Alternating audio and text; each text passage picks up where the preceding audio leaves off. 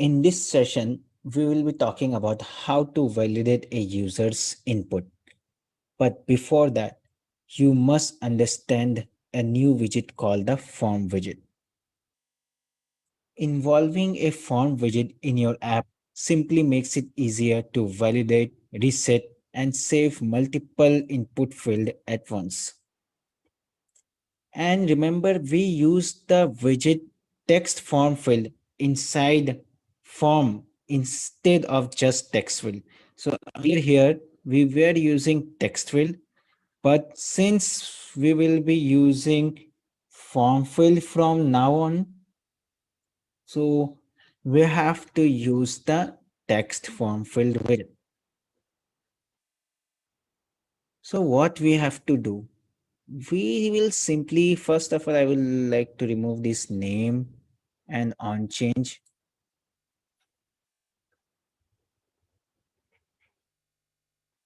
Then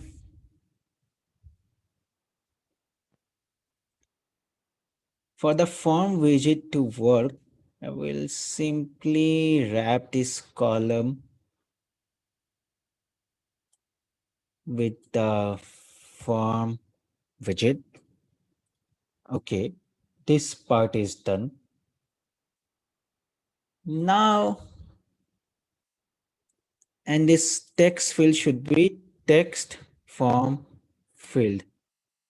This is also done. Now the next part is form validation. So if you are building an application or if you are taking some input from the user, it's very necessary or it's compulsory that you validate their input. Because suppose you have a password which should be minimum of 8 characters and the user types only 4 characters, then we shouldn't allow him. Or a phone number should be minimum of 10 digits. He cannot just write 9 digits and go and give a fake number to our application. So to make sure those errors never happen with us, we will have a very strong form validation rules. So to validate a form in Flutter, we need to implement mainly 3 steps. Step 1 is use the form widget with a global key. So what is this global key? Simply remember that it's a kind of state which we will combine, or you can say which we will give to the form so that we know later on what is the status of the form. Is the validations are working properly or not for that. So it's just a syntax we have to remember. It's nothing very complicated. I will just give it the variable a name of form key and set it to global key, and then here form state. This is the syntax of assigning a global key of form state, and just copy it, and in the form field you will have this property called key and just paste it here. In this way you are able to make sure the global key and your form are connected. Now the first step is done. Second is use text form field to give the input field with validator property. So there is this validator property which we have to use. Okay, we will do that. And the step 3 is create a button to validate form field and display validation error. Okay, we will first do the step 2, which is assign the validator rules to the text form field. Now we have to use the validator function in the text form field to validate the input properties. If the user gives the wrong input, the validator function returns a string that contains an error message. Otherwise, the validator function returns null. Let's go to the text form field. Here, I will simply have this validator property, which is a function with the value whatever is being typed. Here, I will simply check if value is empty,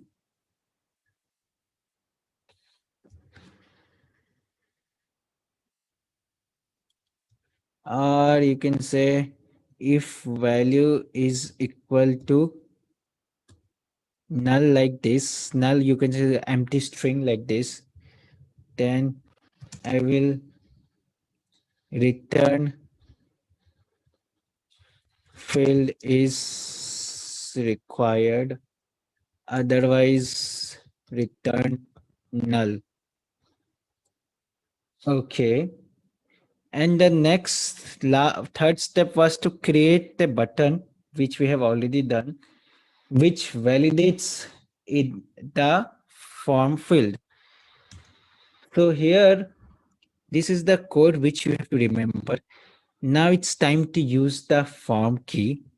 I will just simply write form key dot current state dot validate.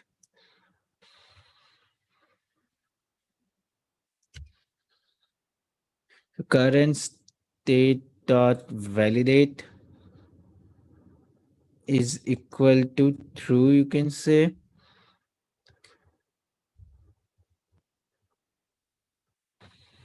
Here I will simply write print form submitted successfully. Okay, let's try it out. First of all, and also I will give a submit, not print. It looks more professional. With an empty string, if I click on submit, see, field is required. So this is the validation I was talking about.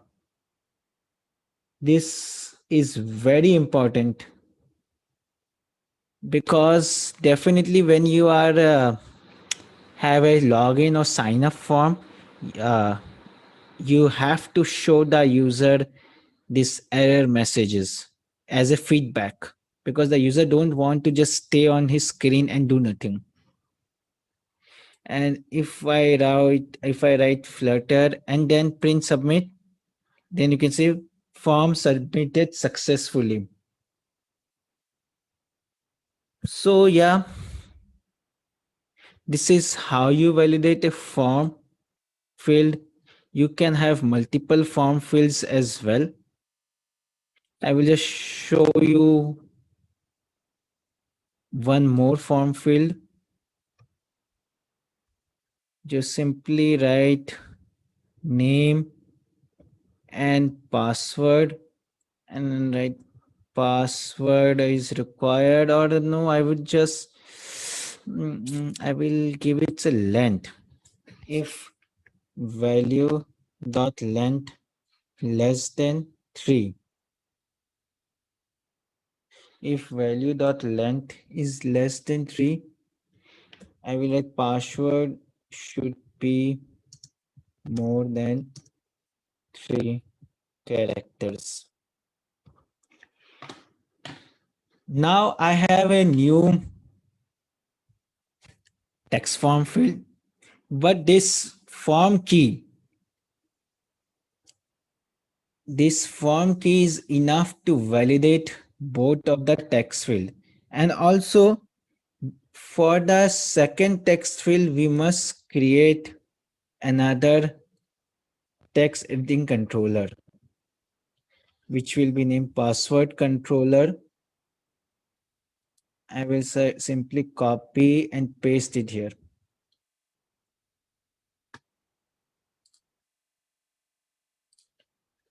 Now, if I write the name Flutter, but password I will only give 2 characters, then see, password should be more than 3 characters. Now, if I have 4 characters and click submit, form submitted successfully. So this is how you validate multiple fields at once using the form key. And that is the reason we use this form widget to validate form fields, or you can say text fields. Now the another concept which you should know, or which might be handy for you, is saving a form. While building app, we probably want to save the form data to do something with that. In this step, we will just create some saving rules for the fields. And then when we call the onSave method, it will execute those rules. What I mean by that is, in the text field, apart from validator, we have their own onSaved,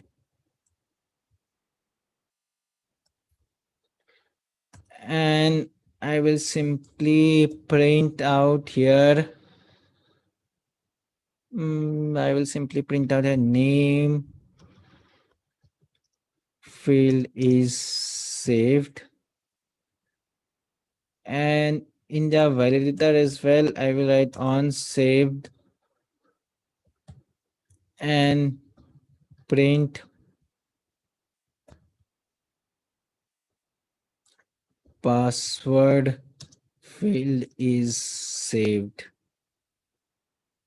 And to make sure this code or this function is executed, we simply write form key dot current state dot save.